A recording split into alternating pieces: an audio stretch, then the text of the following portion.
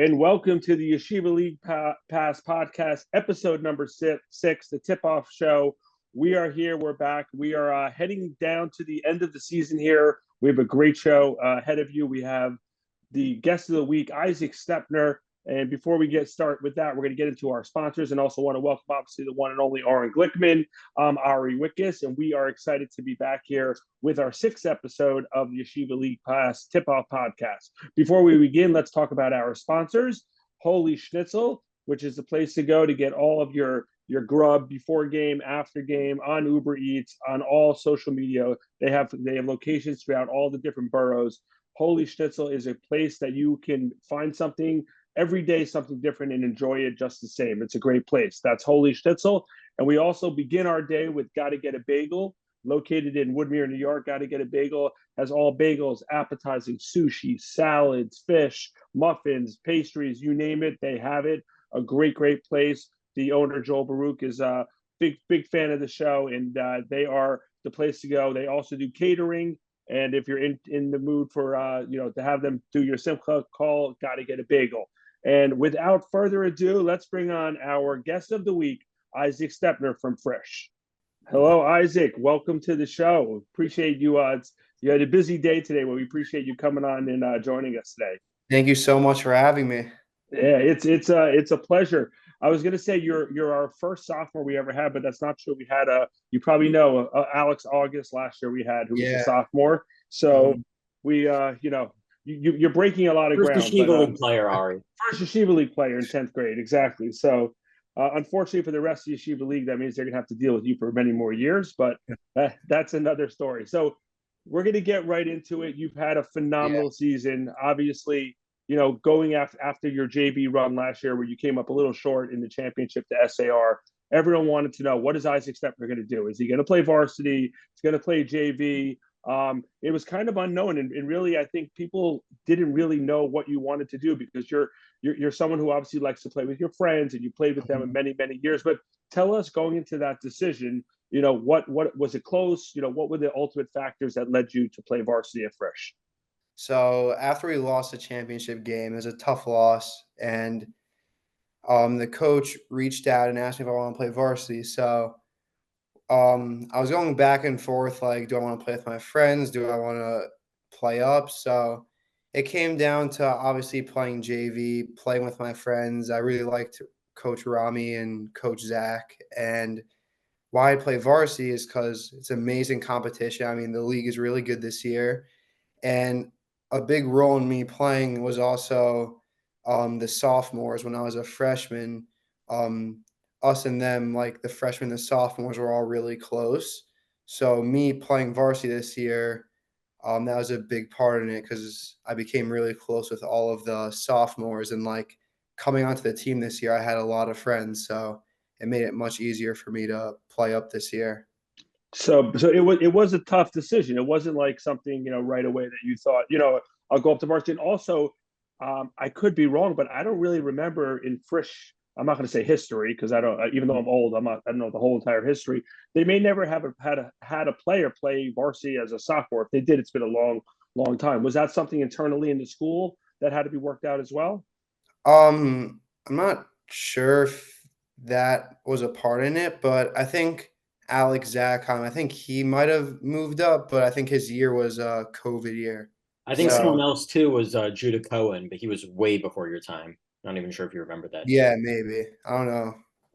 Could be. All right, so we'll look into our history books. We'll have the Yeshiva League Pass, Elias Sportsboro look into that. So now that you're on varsity, and obviously you are having a tremendous season. Fresh off a victory today, you defeated Heschel. Obviously, we're going to talk about the TABC game. So getting into that TABC game, this was a big game for Fresh. TABC was already locked into the 1 or 2 seed. Obviously, a big game rivalry with Fresh, with yourself, with your family, your brothers. I mean, I know you have a lot of history with TABC and Fresh, but take us through that game-winning shot, and then we'll talk about how Jack hit that almost identical shot 4 to 6 years earlier. But tell us, was that the play call? Was it just pick and roll with Schachter? What was the play call going into our last possession? So The play call was, I remember Borgen hit the jump shot, and I don't think we called a timeout right after. I think we first brought the ball up the court to get into the half court, and then coach called the timeout, and so we're gonna dribble it out for the first 10 seconds, which we did because we wanted the last shot. We didn't want to give them a chance, which they almost did score the last bucket of the game after we scored. But so the play was just a pick and roll and for me to get the ball.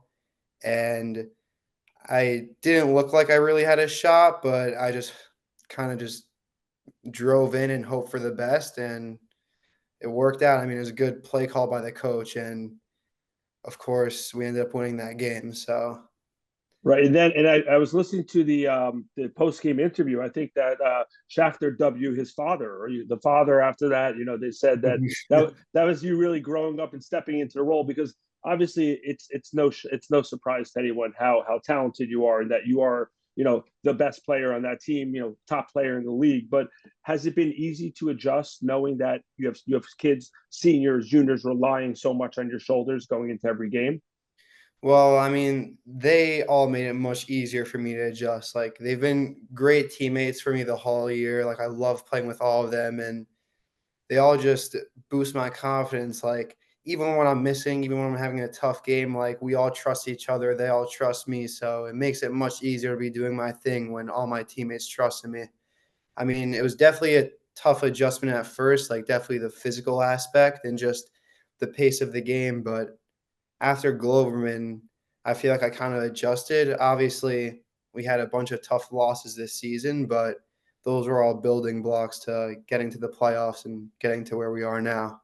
Yeah, and ultimately, you're going to either be the 5 seed or 6 seed, and it's like one of those teams. And I know Oren will talk about it as well. No one really wants to play you guys as a 6 seed because the talent is there. It's just a matter of, like you said, some earlier games in the season could have gone either way. Oren, what do you got for Isaac?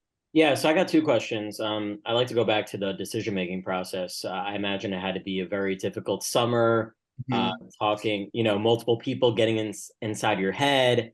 Um, who was maybe the last person you had the conversation with? Like, when did you come to the finalization that you were going to be playing varsity ball?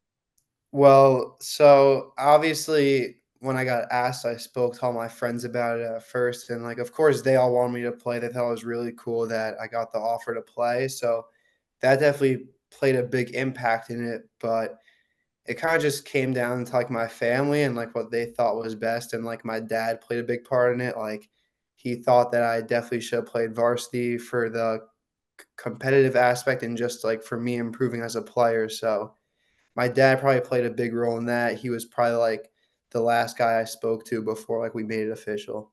Yeah.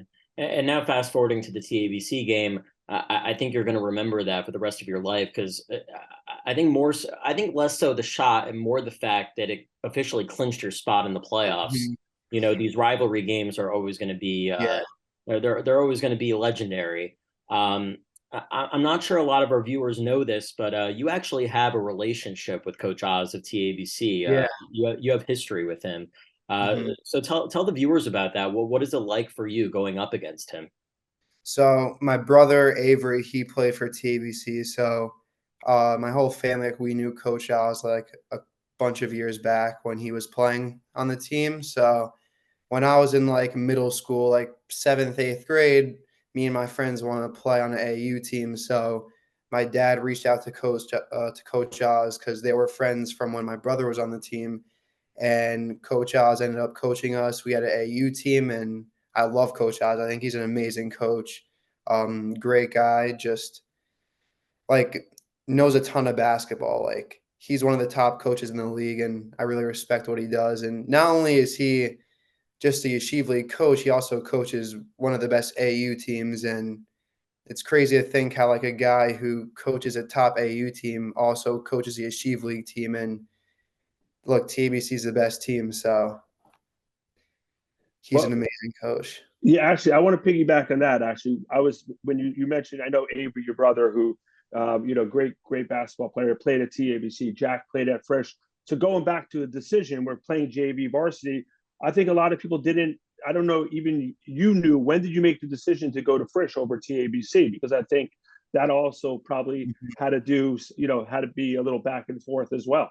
Yeah, so I always wanted to go to Frisch. Like, I guess high school, a lot of it is like what you fit into. I felt like I fit more into Frisch, and also just like the school's amazing. I love all the rabbis there. It's a very welcoming school, and like a bunch of my friends were going. So at least for my grade, it felt like a no-brainer. I thought Frisch was for sure the right place for me, but like also I feel like for high school, it's like different every year. Like some grades are big into one school, and some grades, a lot of kids are going to another school. So for my grade, or at least from Noam where I went to, it happened to be Frisch. So Right, and then you signed a deal to take Suss and Gervis with you, so yeah.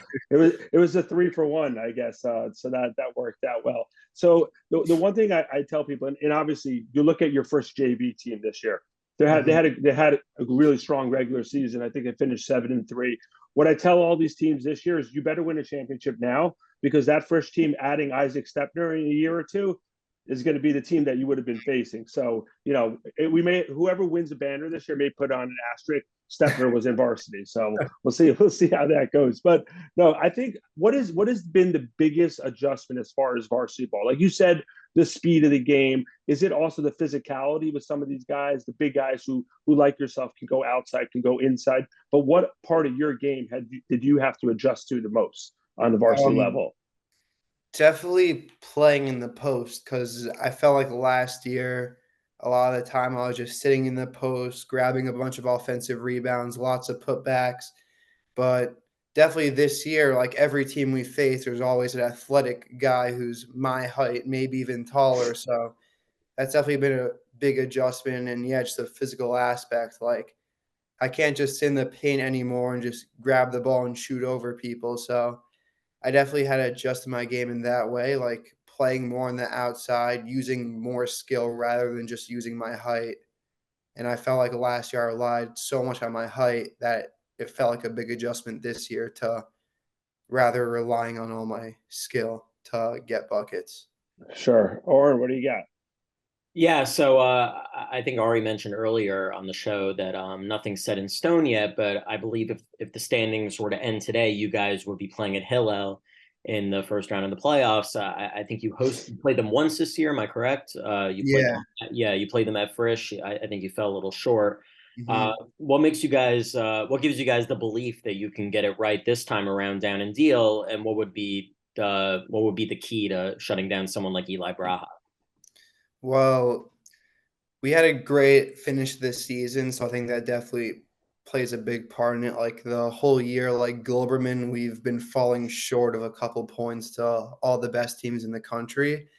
And beating TBC was definitely a big boost in confidence for our whole team, especially after the season we had. Like lots of up and downs, lots of tough losses, and beating TBC and finishing off on a 3-game win streak definitely plays a big part in our confidence going into that game. And Braha, I think he's one of the best players in the league, if not the best. I mean, like even when you play good defense on him, it feels like he just somehow hits these crazy shots. Like the thing that really stands out about him is you could put a double team, you could put your best defender on him, but what makes him so good is he'll just hit these contested shots that are just insane. I mean, I don't know how he does it, but we'll definitely need a game plan for him. And last game against him, it was a back and forth game, and he ended up hitting like the go ahead three at the end of the game. But I'm confident. I'm sure our whole team is confident that we could win this game. So I'm really excited. Just schedule the How, ride early so you can get acclimated to Deal. So you guys Yeah. won't be tired from the right. ride. Uh-huh. Have your plane flying a little early. But Yeah. after you hit the shot against TBC, how long did it take? Was it your brother who reached out to you, right? Jack, who reached out to you right away, or other people who said, "Wait a sec, that game winner was some Jack hit in the same spot"? How quick was it until someone told you about that, and then you remembered being a younger kid, witnessing that shot? Well, I remember like watching that shot. I was watching with my brother. Um, we both, yeah, we were watching together. Um, right after the game, no one really mentioned it until the day after when Frisch made a post about it. They posted like a side by side. Yeah, that was great, by the way. It was a great job. Yeah, so after that, of course, like everyone was reaching out about it and talking about it, but I had no clue that like that wasn't going through my head like those like that they were basically like the same shot and like basically the same spot until Frisch posted about it. Yeah, it was great. Oren, what do you got? And then I have one more question for him. If you have something else rising. Yeah, I guess it might feel a little weird right now for you to be home while your friends are down in Mhm. Boca competing in the JV tournament. Did you have an opportunity to watch their first game? Is it giving you an urge to like, try to catch that flight and make it to Boca and somehow gain some eligibility to participate in the tournament? I mean, it's definitely tough to watch all my friends go to Boca and play ball without me. That's first of all. And second of all, they've been playing amazing this season. Like, props to them. Like, I think they're the best team in JV, and I think they're going to win the championship. I think they're unbelievable, and all of the guys are stepping up. But I mean, yeah, I tuned into a bit of the game today. They beat, I'll have it. yeah, shall have it, and I think they're playing TBC, uh, maybe Yeah, tomorrow. 10:45 a.m. Yeah, so I'm definitely gonna watch that. But I mean, Because you have a free period then, right? yeah, Of course, they shut but the school down. yeah. So hopefully they win the tournament, win the championship. I remember last year we got blown out by Cats in the semifinals, so hopefully they get some revenge for us and beat Cats and maybe win the championship. This might I have kind of a two-part last question. First of all, if you would have won the championship last year, do you feel like you would have been more inclined to stay and try to win the championship each year with your buddies, or you don't think that really would have had much to do with it? Um, I don't think that would have had a lot to do with it. If anything, I feel like it had more so maybe I would have played varsity. It would have been easier for me because like varsity, in my opinion, is definitely a harder league. So if I stayed down to JV, I think we would have had a. I mean, I still think they're favorites to win the championship, but if I stayed, I think we could have won the. I mean, we would have won the championship. So I mean, I don't think it would have played such a big part in it. I still think I would have made my decision playing varsity, but would have been great to win the championship. I mean, it just Right. stinks to lose in the championship after the whole season. Yeah, no, and you played great in that championship. So here's my last question. Been asking the last couple of guests this. You're going to put a Yeshiva League All Star team together. I was going to say you can't no JV kids. You're the only JV eligible kid who could be on the Yeah. team. You got to pick four other players. We want to keep it as somewhat of a team, so it can't be all bigs. Kind of put that team together. You're going to go take your talents to the West Coast and play the West Coast All Stars. Who's your squad? You and which four other players? This is tough question. Wow. That's why we save it for last. You can only get people angry at you at the end of the show. It's okay.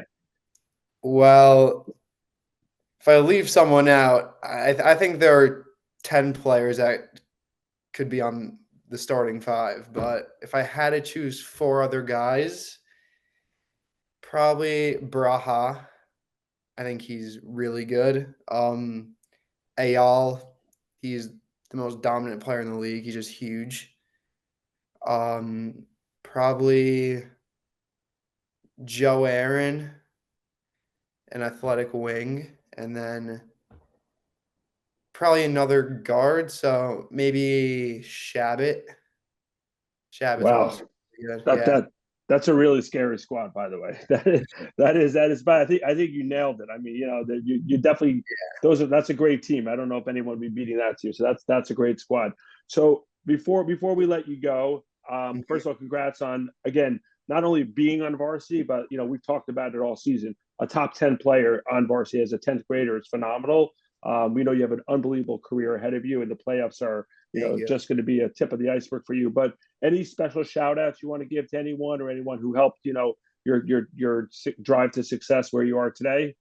Well, I want to give a shout out to my whole team, the Frisch varsity team. I love all the guys, love the coach, Coach Brian, Coach Jack, Coach David.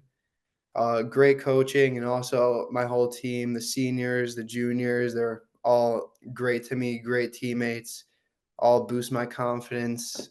It's just amazing to play with them. And also all my friends in JV, like Judah Suss, Jacob Gervis, Tano Bromberg, Ethan Sussman, all the guys from last year, they definitely helped me to where I'm at today.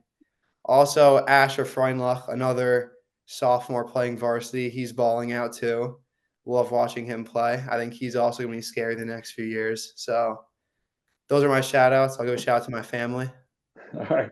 I was gonna here one last question. If there's a one-on-one, your dad included, you and your three brothers and your dad, who wins? Taking my dad. All right, smart man. Good answer. Okay, because the older guys, they use their elbows a little more. They know how to use those old dog tricks. So Very that's a good thing. All right. Well, Isaac, congrats again. Thank you so much. That's Isaac Stepner, our player of the week, and we wish you a lot of hatzlacha on the rest of the season, and we'll see you down the road. Thank you so much for having me.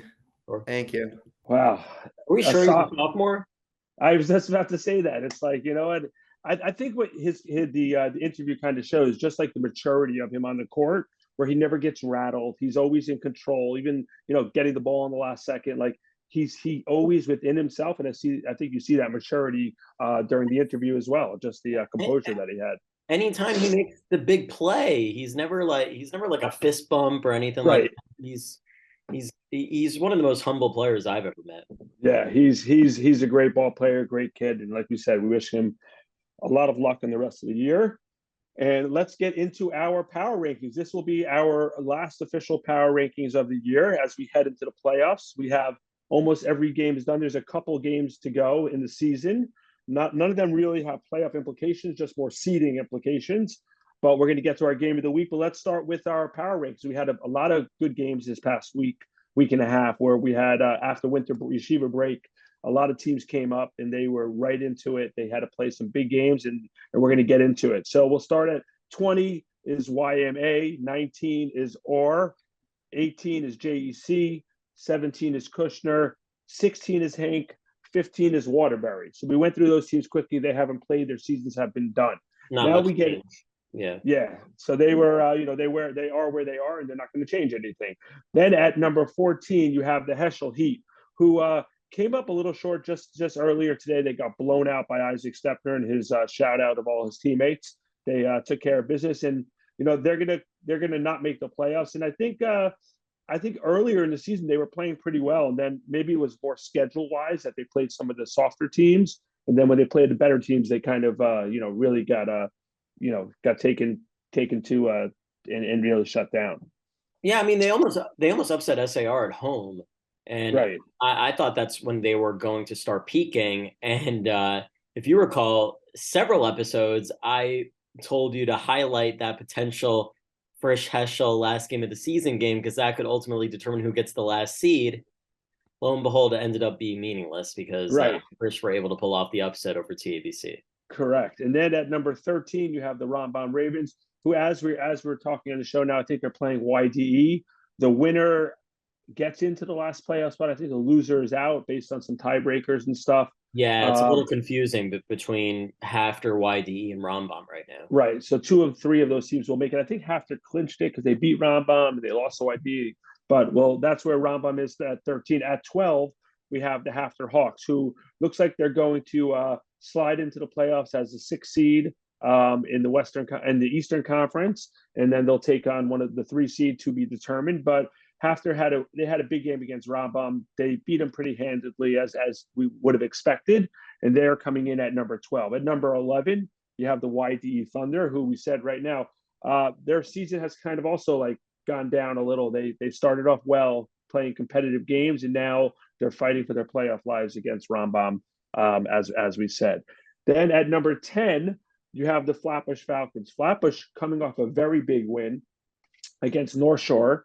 Even though North Shore had already secured the number 2 seed, Flatbush is in contention for the 3 seed with Mag and David. Flatbush and Mag and David play each other on Monday night, and the winner, I assume, is obviously, because they're both the same records. Yeah, I think they'll both host first round playoff games, but it'll determine who goes in the 3-4 order. Right, exactly. So and obviously that's a big rivalry game as well. But Flatbush, again, kudos to Coach Malk. I think they had a really strong season. They lost Sammy Jamal. They lost all the seniors they had last year, and I think they're one of those teams also. Like, don't sleep on them. Whoever they play, they're going to give a good game to, and a very big win against North Shore. I Yeah. think that was a big job, a good job for them. Everyone's saying that Ricky Haddad is playing his best basketball right now. Yeah, I say he's a really good ball player. He can get to the basket, get a great mid range game, and really controlled point guard. Really good ball player. At number 9, you have the Frisch Cougars and the previously player of the week who was on our show today, Isaac Stepner. We had that huge game against TABC where they were down a lot. Then TABC was down. They came back, and Stepner with 31 points. I think double digits in rebounds, and he mentioned Eyal Kindler. He I don't know if he outplayed him because I don't know if they're always going against each other matched up one on one, but he really played well with the presence of Eyal, and I think that's the beauty of Isaac's game. He can go outside as well as inside, and when you can draw Eyal away from the basket, his quickness could also help him to get to the basket. So what did you see in that game that opened your eyes? Obviously you were there when first played TABC. I think if Isaac Stepner has a performance like that, Frisch can go all the way to the championship game. But that's the big if. Can he perform like that game in, game out? Because that's the only reason Frisch was able to beat TABC. Right, and you're not saying a normal game where he has 22 points. Right, that's kind of the par standard. It's 30 and above that he has to do. Right, because he walks into the gym, he's got 20 points in his box score already. But when he plays like that, and I mean, anytime Frisch needed a bucket, needed a rebound, needed a point guard, I mean, he was everywhere, and he everything within sight. Yeah, he's just a phenomenal player. Then we have at number 8, Magan David, who I believe hasn't played since our last show. I believe they mercied YDE. Oh, right. You're correct. I am corrected. They did play YD. They took care of them handedly, and now they're going to have, like we talked about, the big matchup against Flatbush. This game I think is at Magan, which is always going to be a great crowd. It's Monday night.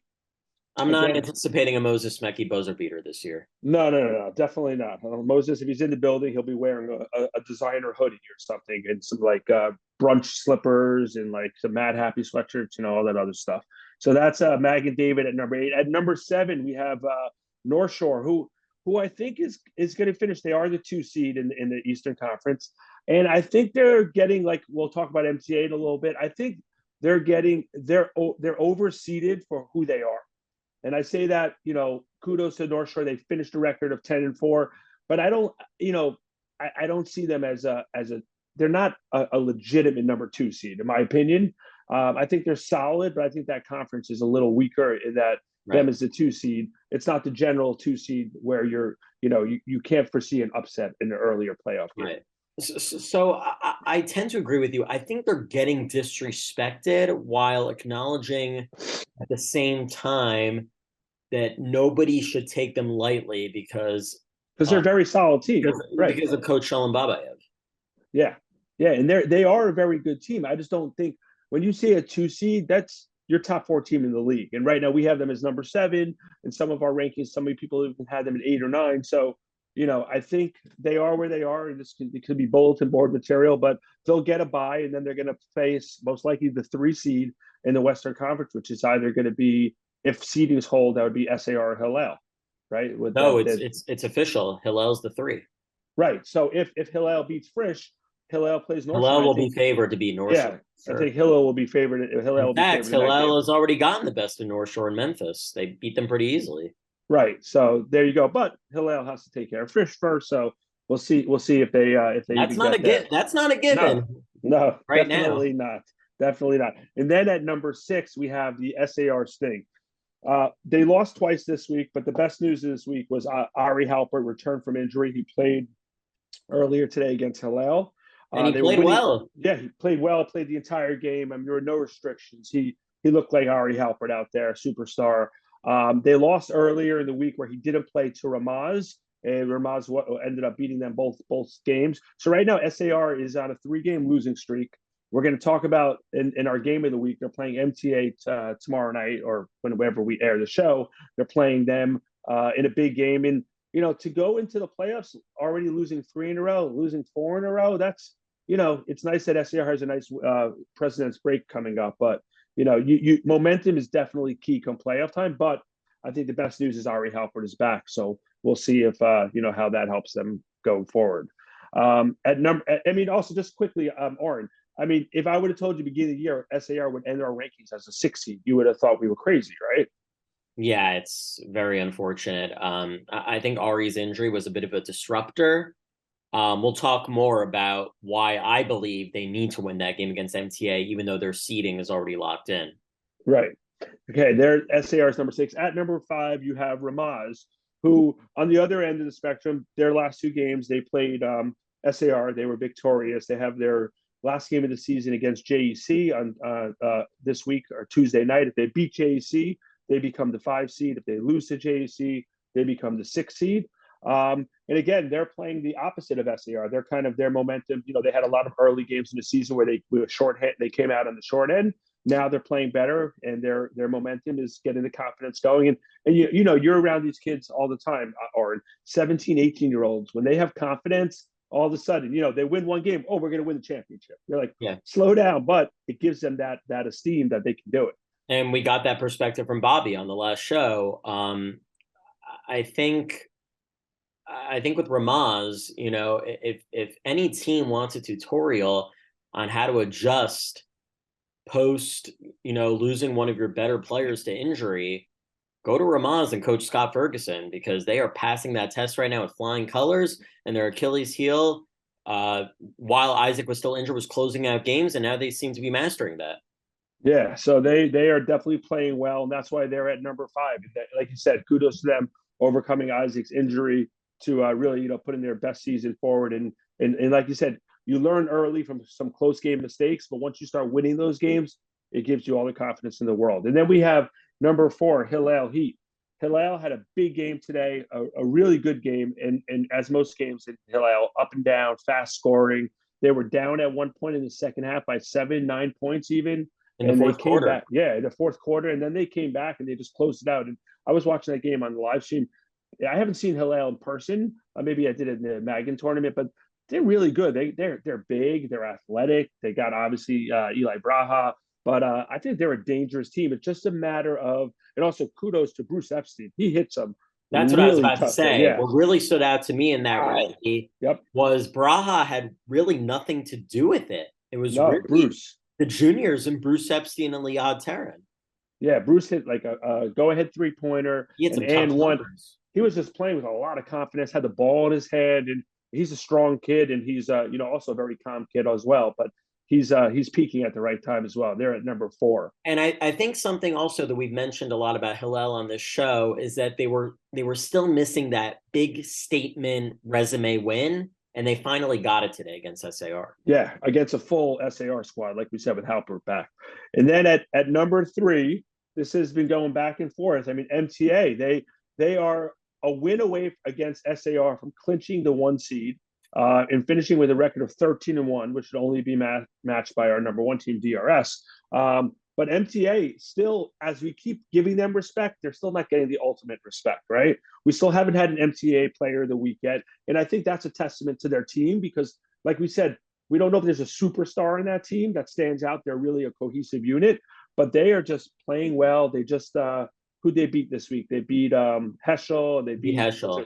Right. Convincingly, and they ended Heschel's season with that result. Right. And they haven't lost. I think that they're riding a really strong, a really big win streak right now, and they're playing great. Number 1 seed is at their disposal if they take care of SAR. At worst, they're a 2 seed, but they're just the fact that they got a bye already. Right, exactly. That's enough.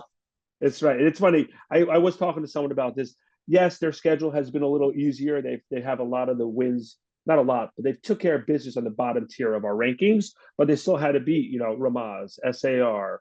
They didn't beat TABC, but they beat Hillel. They took care of these teams where the upper echelon of our rankings. And those Hillel Frisch wins were both wins on the road, so I think that's an added plus in their favor. Yeah, absolutely. And then at number 2, we have the TABC Storm, and TABC didn't move down on the rankings. I think because when you lose on a buzzer beater, it's like basically a split second away from a victory, even though the game was tied.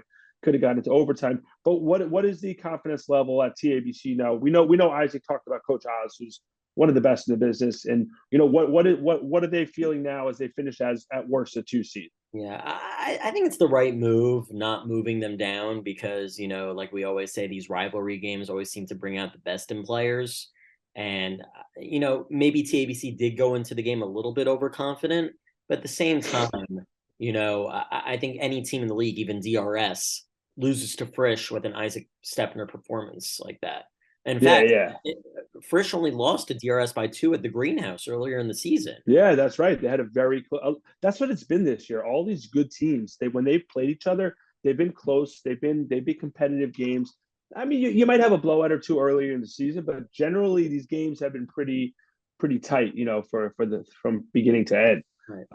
And then at number one, So going back to your question, I think the TABC confidence level is fine. They move on. I think they're happy enough that they had that bye, but I won't be lying to you. I think they'll be watching that SAR MTA game very closely tomorrow because it will have ramifications on whether or not they'll be on the same side of the bracket with DRS. Absolutely. And also, didn't they were missing one of their juniors against Frisch, yes, right? Jonathan Faber was out. Oh, so that's he's a starter or a 6-man, right? So that's first man off the bench. Yeah. So that's a key contributor. Is he okay? He's healthy now? Yes. Okay, good. So good. So then we have at number 1, we have DRS, who's kind of an under the radar 13-1 team, if you can say that, right? They've just been kind of churning along, beating everyone. Their last close game was against SAR when they lost when Joe Aaron's shot was like a 0.2 seconds late. But they are just playing great. And right now, I would almost say that they haven't had a close game in a while. Like they just recently beat Flatbush.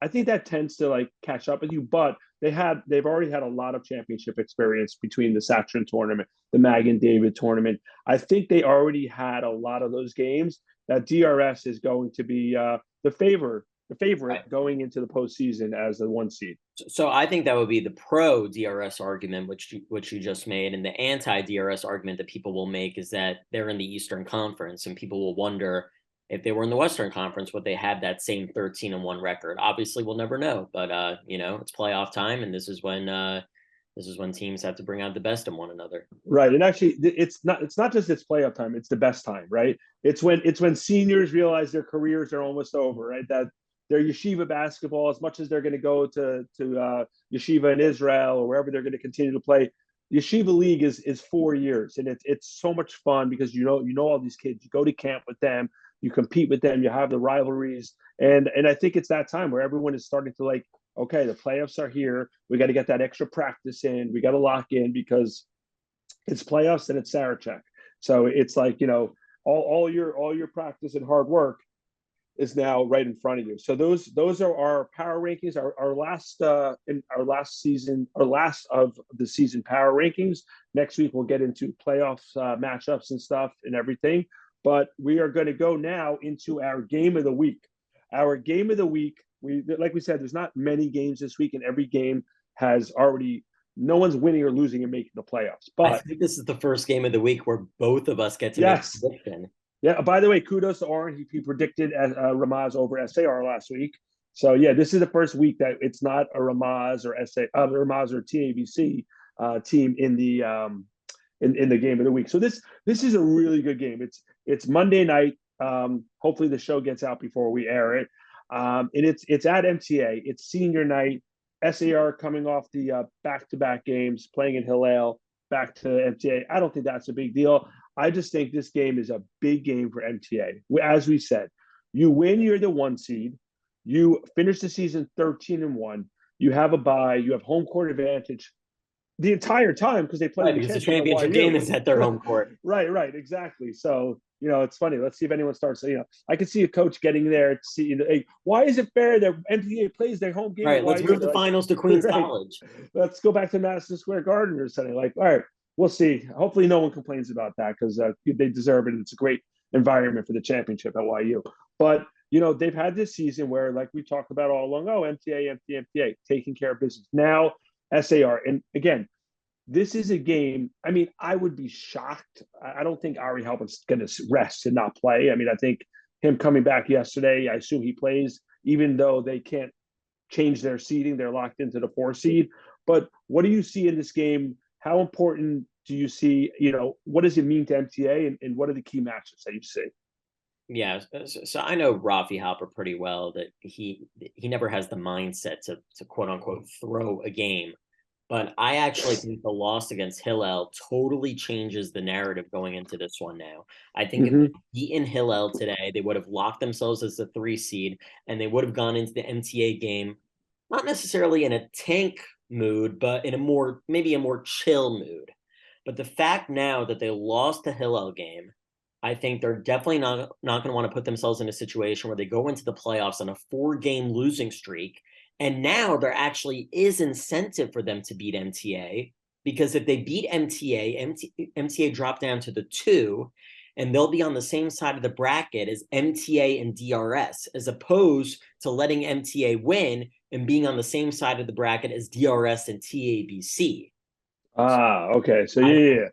That I was like a little. That was a little Gemara. Like, yes, if you go here, you go right. there. But I wasn't a great Gemara student, but I followed it in the basketball tense, in the basketball language. But yeah, that's And by the way, these are all big things, because look, if on the flip side, we'll continue talking about the game of the week. But if you're DRS, I mean, it's no secret you want MTA to be the 2 seed, right? You'd rather face MTA than TABC or SAR. It's just that's the way on paper you're going to think DRS will never go out on a public show. If we have Coach Moshe Cohen on, he's not going to say that. But now the only way you avoid SAR is if Frisch defeats Hillel, or plays Ramaz. DRS. Ramaz beats SAR. Right. So I think it's going to be a good game. And I think the biggest thing about this game, and again, you're much more familiar with MTA than I am. I have not seen them in person all season, live stream here and there a little, but I think it's their size that is going to give the biggest problems to SAR. I don't know if they play a man or a zone defense, or they switch it up, but when playing SAR, it's Halpert and it's Weiss. Those are the two guys, two superstar players. So I think that MTA's size is really the difference in this game. And I think with the momentum of the YU crowd, the senior night, them celebrating a tremendous year by their classmates, I think MTA wins this game. And I don't know if they're more talented than SAR. I just think the environment and all that they have at stake propels them to a win. Probably by the score of 52-47. That's where I see MTA defeating SAR. That's my look. Where do you have the game ending? I probably would have taken MTA if SAR beat Hillel today. I just think the stakes are higher now for SAR. Maybe not in terms of seeding, but in terms of morale. So that's why I think Rafi will go for it. I think Ari, Halpert, and Weiss will play the maximum minutes. But it'll be a close competitive game. Don't get me wrong. I'd like to take SAR in a nail biter, maybe 50-47. Got it. So there we go. I have MTA winning in a close one. You have SAR winning in a close one. I think it's going to be a great game. It's a tune in, and also again, there's a couple games this week that are left. Playoffs are going to start most likely not this. Potentially could be this Thursday even, or most teams will probably have a start off the following week. But unless you have SAR as an opponent. Right, exactly. If you have SAR as an opponent, you have a little president's break and a little bit of time to prepare. But I think it's been a great season. I mean, it's been a lot of parity, right? Like you said, unlike last year when we knew Flatbush at Magan was just tiers above everyone else. I think this year, if you took, you might even be able to take 6 to 7 teams, say they could potentially win the championship. I think you can go as down. Look, we have Frisch as number 9. I mean, Frisch winning, if the odds are, 200 to 150, whatever they are, I'm not saying those are their odds. I think they have a chance. I think 9 and above, maybe one of those teams in there, like, I don't know. I just don't see North Shore winning the championship. But I think, those other teams up there have a real legitimate, spot to win it. And I think that's a great beauty of Yeshiva League ball. So I think that's where we're going to be. We're going to have a show next week. We're going to have a player of the week, or probably it will be a deserving player from the season they've had, as there's only, like we said, only a couple games. And next week, we're going to preview the playoffs. really get into it and like break it down, and really continue to provide the what's going on in the Yeshiva League basketball. This is, again, we want to thank our sponsors, Holy Schnitzel, Got to Get a Bagel. We have a new sponsor coming in for the end of the season as we get closer to the All-Star game. We're going to have announcements about the All-Star game. We are talking about releasing the All-Star game on a show. It's going to be a lot of fun. We have a lot of great stuff. But again, Oren needs to get some sleep. He's down in Florida. He's on location with his JV basketball team. He's been up early in the morning. So I'm Ari Wickes for Oren Glickman, and we thank Isaac Stepner. This is Yeshiva League Pass Podcast Tip-Off episode number 6 in the books. Yeah.